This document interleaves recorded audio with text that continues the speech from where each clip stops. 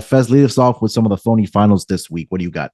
Well, Dallas Washington probably shouldn't have had 60 points scored Yeah. in their game. So that total was phony. And Dallas was somewhat phony. They shouldn't have been winning by 8. Washington won the stats. Even if I take Scary Terry's 87-yard bomb away, the stats would be pretty equal between the two. So Dallas, obviously, 2 kick return touchdowns will skew those numbers. The special teams coach for Dallas should be fired immediately. Yeah. How can you not tell everyone, look, we recover, we win. So cradle the ball, and just the mere fact that you're trying to catch it and run, risking a fumble, making it more difficult to recover the onside kick shows incompetence in every level. Your thoughts on that?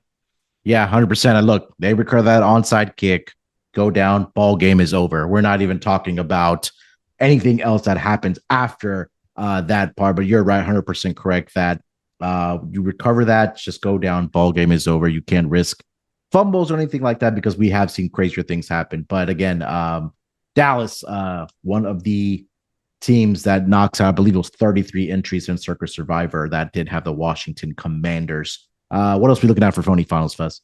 Let's go Tennessee, Houston. This was a blowout. The Titans clobbered the Houston, and it looked like the game could go either way, but only 12 first downs for Houston, 260 yards.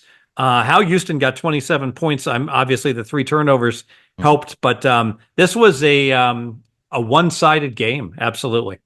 Yeah, there was a pick 6 in there that the Houston Texans did get off of Will Levis. Just absolutely got outplayed in this game. 5.6 yards per play, like you mentioned, for the Titans, 4.8 for the Texans.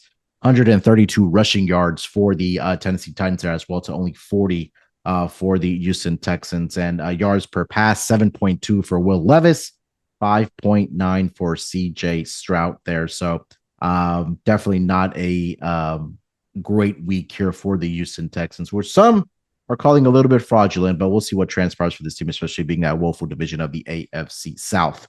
Are you getting politically correct me? That since you got that Houston Texans behind you, everyone outside the great state of Texas. Yeah, everybody outside of the great city of Houston is calling the Houston Texans fraudulent. I get it. Look, CJ Stroud hasn't been what we saw in this rookie season.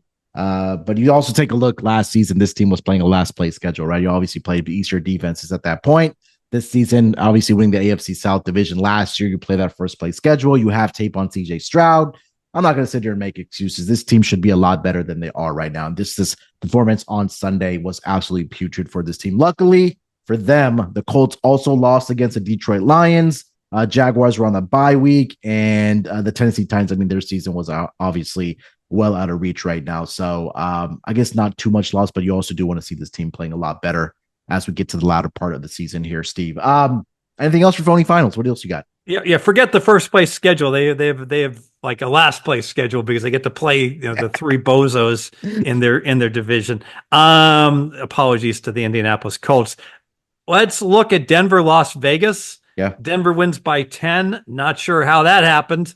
Stats pretty equal across the board. Not saying Denver shouldn't have won, but obviously when the game ends on the 1-yard line and the team can't punch it in, Denver by 3 looked reasonable, not Denver by 10. 5 yards per play for each the Denver Broncos and the Las Vegas Raiders. Raiders now will be looking at Aiden O'Connell for the rest of the season as Gardner Minshew, his season is over with that broken collarbone that he did suffer in this game. But Bo Nix looked pretty good, at least statistic wise. 25 and 54, 273, 2 touchdowns, no picks, has now entered that conversation for offensive rookie of the year, now leading the Denver Broncos to a 7-5 record with Sean Payton in his second year as a Denver Broncos head coach there.